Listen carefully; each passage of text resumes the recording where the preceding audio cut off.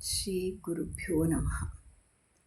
ಮೊದಲಿಗೆ ಸ್ವರ್ಣವಳ್ಳಿಯ ಗುರುದ್ವೈರ ಪಾದಾರ ಕಮಲಗಳಿಗೆ ನನ್ನ ನಮಸ್ಕಾರಗಳು.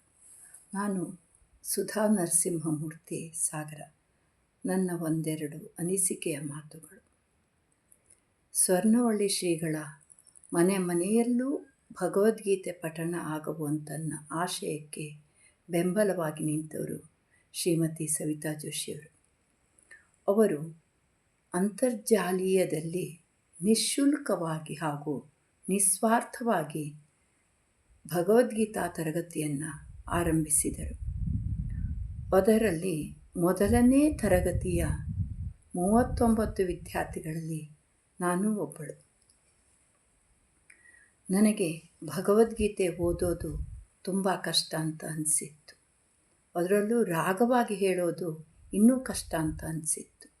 ಆದರೆ ಈಗ ಧ್ಯಾನ ಶ್ಲೋಕದಿಂದ 18 ಅಧ್ಯಾಯವನ್ನು ತುಂಬ ಸುಲಭವಾಗಿ ಓದಲಕ್ಕು ಅನ್ನೋದನ್ನು ಕಲ್ತ್ಕೊಂಡೆ.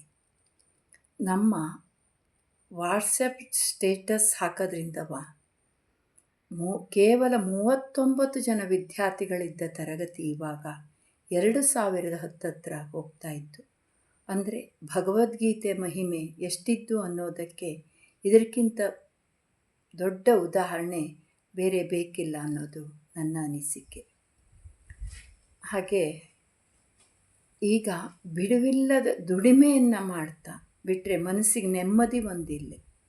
ಆದರೆ ನಾವು ಭಗವದ್ಗೀತೆ ಪಠಣ ಮತ್ತು ಶ್ರವಣ ಮಾಡೋದ್ರಿಂದ ನಮ್ಮ ಮನಸ್ಸಿಗೆ ನಿರಾಳ ಅನ್ನಿಸ್ತು, ನೆಮ್ಮದಿ ಸಿಕ್ತು ಅನ್ನೋದಕ್ಕೆ ಭಗವದ್ಗೀತೆ ಪಠಣವೇ ಸಾಕ್ಷಿ.